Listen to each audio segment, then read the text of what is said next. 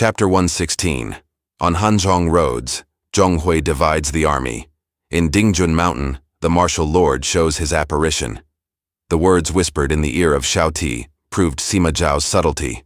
Said Sima Zhao, "This morning the officers all maintained that Shu should not be attacked because they are timid. If I let them lead the army, they would surely be defeated. You saw Zhong Hui was set upon his plan, and he is not afraid. Shu must therefore be beaten, and then the Shu people's hearts will be torn. Beaten leaders cannot boast, and the officers of a broken state are no fit guardians of its welfare. When Zhong Hui turns against us, the people of Shu cannot support him. Further, our troops being victors, they will wish to return home and will not follow their leader into revolt. Hence there is nothing to be feared. I know this as you do, but it must remain our secret." Shao Ti showed his admiration for Sima Zhao. In his camp, just prior to his march, Zhong Hui assembled his officers. Among them were Army Inspector Wei Guan, Assistant General Hu Li, Generals Tian Shu, Tian Zhang, Yuan Xing, Qiu Jian, Xiahou Xian, Wang Mai, Huang Fu Kai, Go Ai, and others, some 80 of them. "Firstly, I want a leader of the van," said Zhong Hui. "He must be skilled in making roads and repairing bridges." "I will take that post," said a voice, and the speaker was Shu Yi, son of the tiger leader Shu Chu. "Nobody is fitter," cried all present. "You shall have the seal," said Zhong Hui.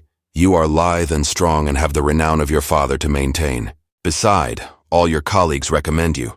Your force shall be 5,000 of cavalry and 1,000 of footmen.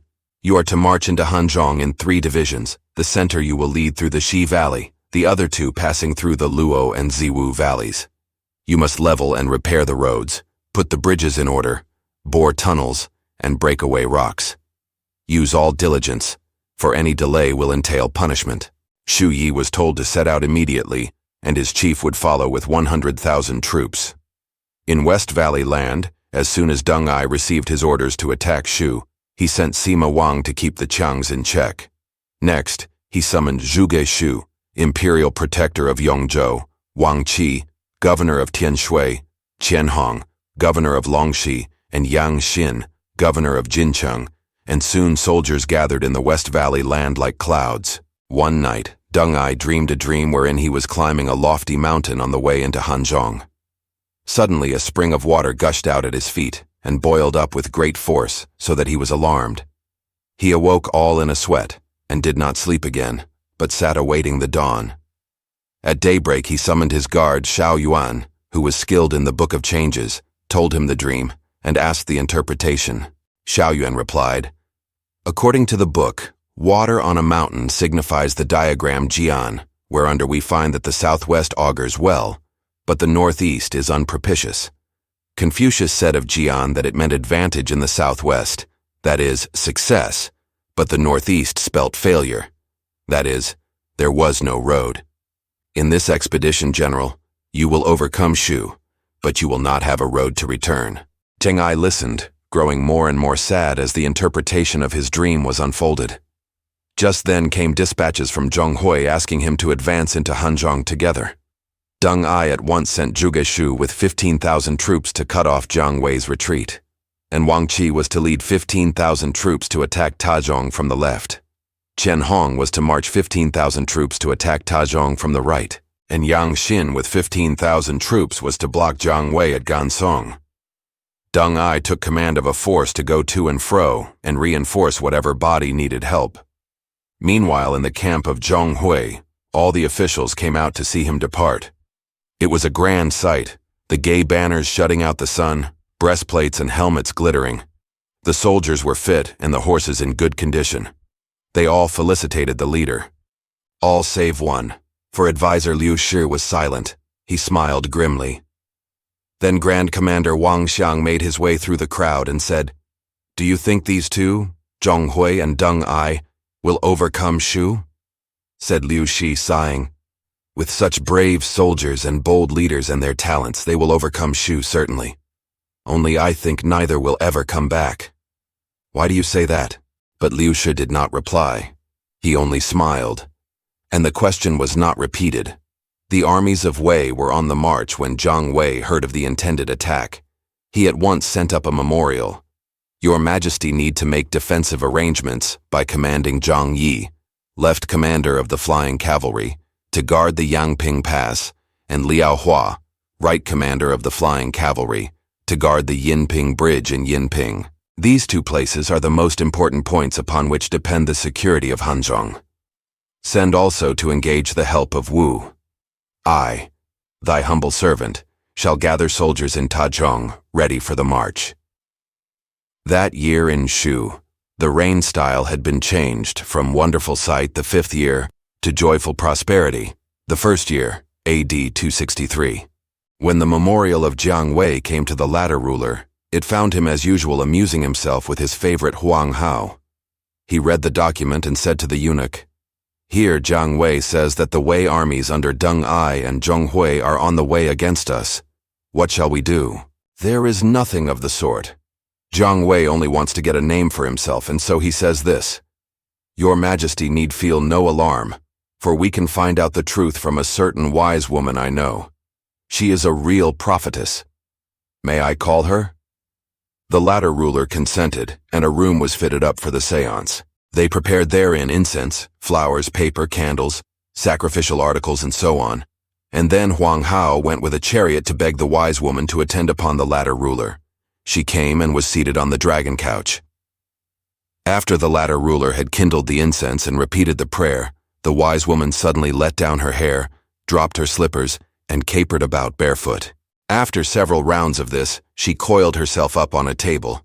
Huang Hao then said, "The spirit has now descended. Send everyone away and pray to her."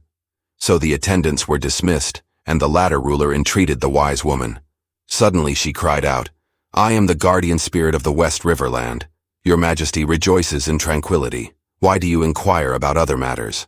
Within a few years the land of Wei shall come under you, wherefore you need not be sorrowful." She then fell to the ground as in a swoon, and it was some time before she revived. The latter ruler was well satisfied with her prophecy and gave her large presents. Further, he thereafter believed all she told him. The immediate result was that Jiang Wei's memorial remained unanswered, and as the latter ruler was wholly given to pleasure, it was easy for Huang Hao to intercept all urgent memorials from the commander. Meanwhile, Zhong Hui was hastening toward Hanzhong. The van leader Shu Yi was anxious to perform some startling exploit, and so he led his force to Nanjing. He said to his officers, "If we can take this pass, then we can march directly into Hanzhong. The defense is weak." A dash was made for the fort, each one vying with the rest to be first. But the commander of Nanjing was Lu Shu, and he had had early information of the coming of his enemies. So on both sides of the bridge he posted soldiers armed with multiple bows and crossbows. As soon as the attacking force appeared, the signal was given by a clapper and a terrific discharge of arrows and bolts opened. Many troops of Wei fell, and the army of Shu Yi was defeated. Shu Yi returned and reported his misfortune. Zhong Hui himself went with 100 armored horsemen to see the conditions. Again, the machine bows let fly clouds of missiles, and Zhong Hui turned to flee.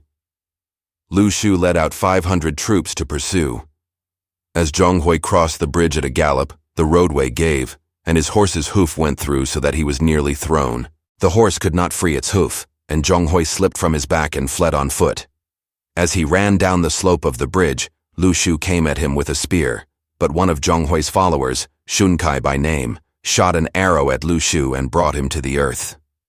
Seeing this lucky hit, Zhong Hui turned back and signaled to his force to make an attack. They came on with a dash. The defenders were afraid to shoot, as their own troops were mingled with the enemy, and soon Zhong Hui crushed the defense and possessed the pass. The defenders scattered. The pass being captured, Sun Quan was well rewarded for the shot that had saved his general's life. He was promoted to assistant general and received presents of a horse and a suit of armor. Shu Yi was called to the tent, and Zhong Hui blamed him for the lack of care in his task, saying, "You were appointed leader of the van to see that the roads were put in repair, and your special duty was to see that the bridges were in good condition. Yet on the bridge just now my horse's hoof was caught and I nearly fell. Happily Sun Quan was by, or I had been slain. You have been disobedient and must bear the penalty." The delinquent was sentenced to death. The other generals tried to beg him off, pleading, "His father is Shu Chu, who had rendered good services to the state." "How can discipline be maintained if the laws are not enforced?" said Zhong Hui. The sentence was carried out, and the unhappy Shu Yi's head was exposed as a warning. This severity put fear into the hearts of the officers. On the side of Shu, Wang Han commanded at Yuecheng, and Zhang Bin was in Hancheng. As the enemy came in great force, they dared not go out to meet them, but stood on the defensive with the gates of the cities closed. Zhong Hui issued an order. "Speed is the soul of war. No halts." Li Du was ordered to lay siege to Yuecheng, and Xun Kai was to surround Hancheng. The main army under Zhong Hui would capture the Yangping Pass. The Shu general Fu Qian commanded at the pass. He discussed plans with Zhang Shu, his second in command, and Zhang Shu was wholly in favor of defense, saying, "The enemy is too strong to think of any other course." "I do not agree," replied Fu Qian. "They are now fatigued with marching, and we need not fear them. Unless we go out and attack, Yuecheng and Hancheng will fall." Zhang Shu made no reply. Soon the enemy arrived, and both officers went up to the wall and looked out. As soon as Zhong Hui saw them, he shouted, "We have here a host of 100,000. If you yield, you shall have higher rank than you hold now. But if you persist in holding out then, when we take the pass, you shall all perish. Jewels and pebbles will share the same destruction." This threat angered Fu Qian.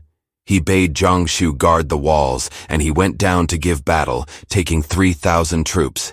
He attacked, and Zhong Hui retreated. Fu Qian pursued.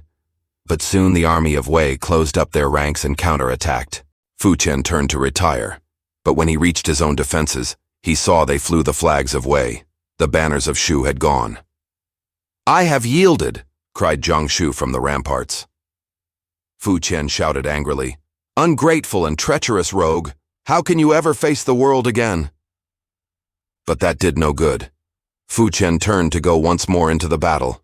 He was soon surrounded. He fought desperately, but could not win clear. His troops fell one by one, and when they were reduced to 1 out of 10, he cried, "Alive I have been a servant of Shu. Dead I will be one of their spirits." Fu Qian forced his way into the thickest of the fight. Then his steed fell, and as he was grievously wounded, he put an end to his own life. The loyalty Fu Qian showed in stressful days won him 1,000 autumn's noble praise. The base Zhang Shu lived on, a life disgraced.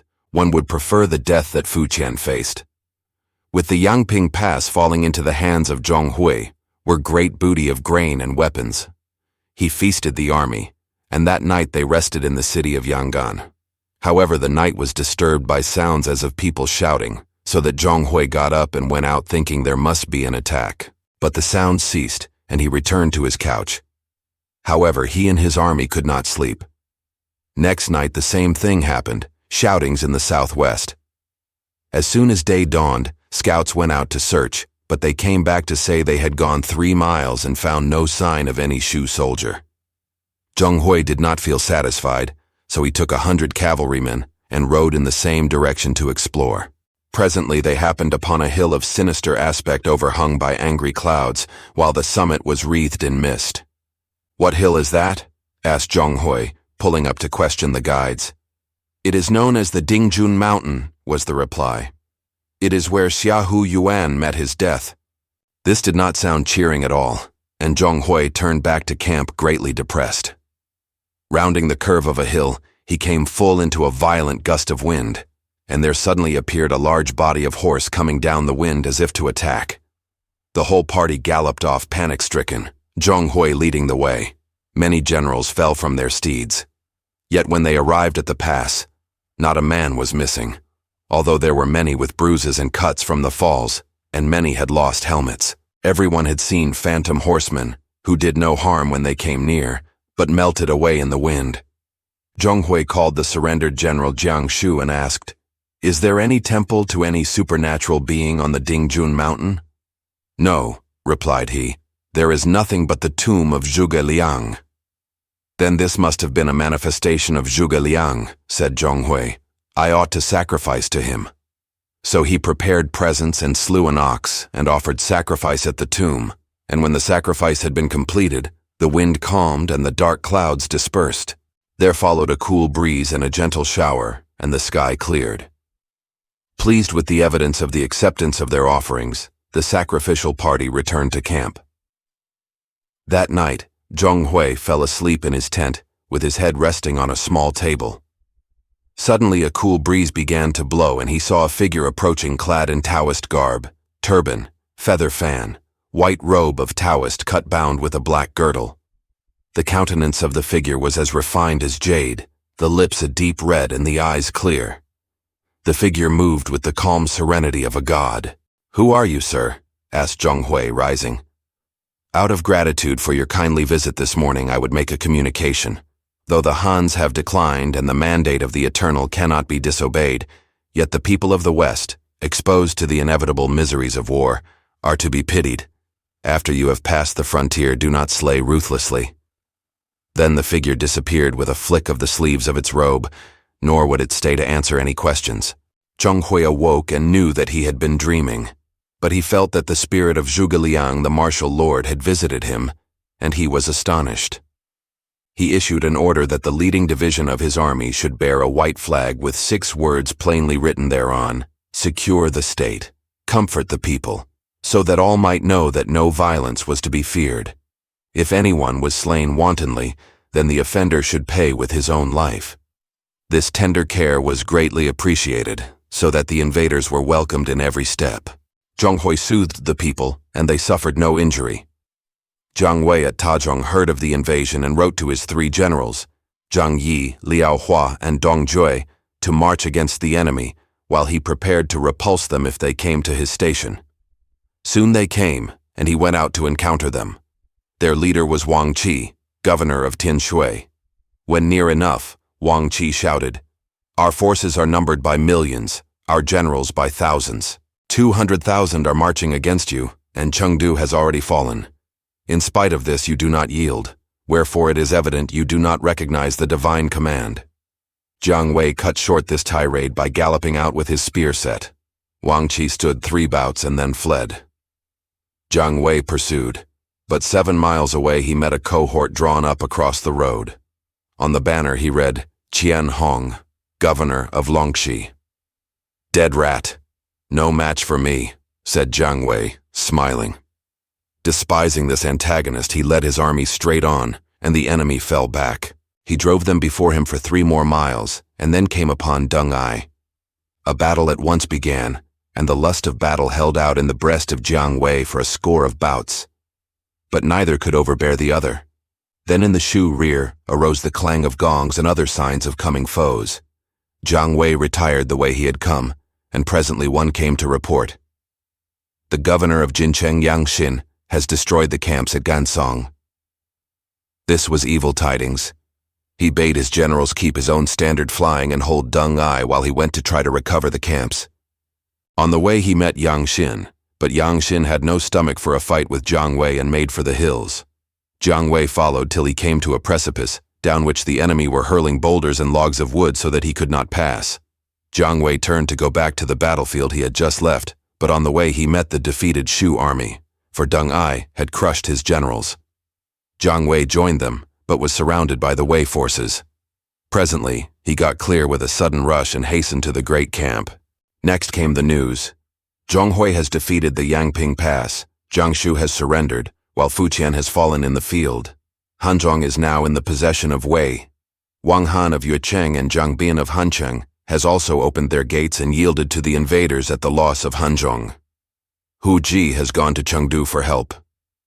This greatly troubled Jiang Wei, so he broke camp and set out for Hanzhong.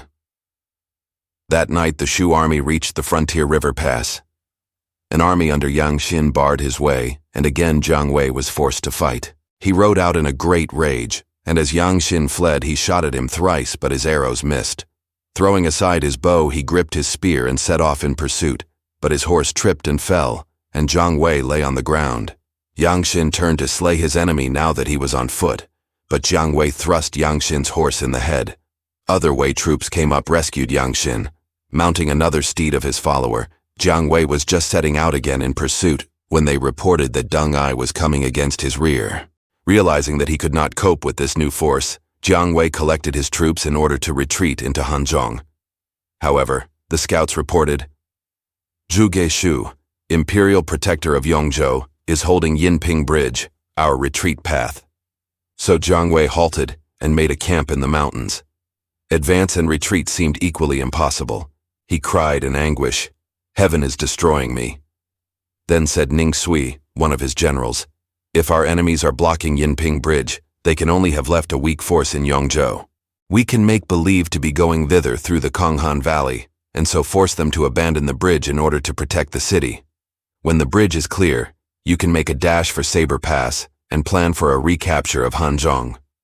This plan seemed to promise success, so Jiang Wei ordered them to march into the Konghan Valley, making as though they would go to Yongzhou. When Zhuge Shu, who was at the Yinping Bridge, heard this, he said in great shock, "Yongzhou is my own city and headquarters of the expedition. If it would be lost, I would be punished." So Zhuge Shu set off to its relief by the south road. He left only a small force at the bridge. Jiang Wei marched along the north road for 10 miles, till he guessed that Zhuge Shu had abandoned the bridge, when he reversed his course, making the rearguard the van. He dispersed the small force left at the bridgehead and burned their camp. Zhuge Shu, as he marched, saw the flames, and he turned back to the bridge, but he arrived too late. The army of Shu had already crossed, and he dared not pursue. Soon after Jiang Wei crossed the bridge, he saw another force, but this was led by his own generals, Liao Hua and Zhang Yi. They told him, the latter ruler, firm in his faith in a wise woman, would not send help to defend the frontiers. We heard Hanzhong was threatened, and thus marched there to its rescue, but then Zhonghui had taken the Yangping Pass. We also heard you were surrounded here, so we came to your help. The two armies amalgamated and marched together. Liao Hua said, "We are attacked all round, and the grain transportation is blocked. It seems to me wisest to retire on the Saber Pass and plan other designs." But Jiang Wei was doubtful. Then they heard that Deng Ai and Zhonghui were approaching in 10 divisions. Jiang Wei was disposed to stand, but Liao Hua said, "This country of white water is laced with byroads and is too narrow and difficult to fight in with any hope of success. It would be better to retreat to the Saber Pass. If we lost that pass, all paths will be closed to us." At last, Jiang Wei consented, and the march began. But as they neared the pass, they heard drums rolling and saw flags fluttering, which told them that the pass was held. What force was at the pass will be told in the next chapter. Thanks for watching. Please like the video and subscribe to the channel for more excellent content.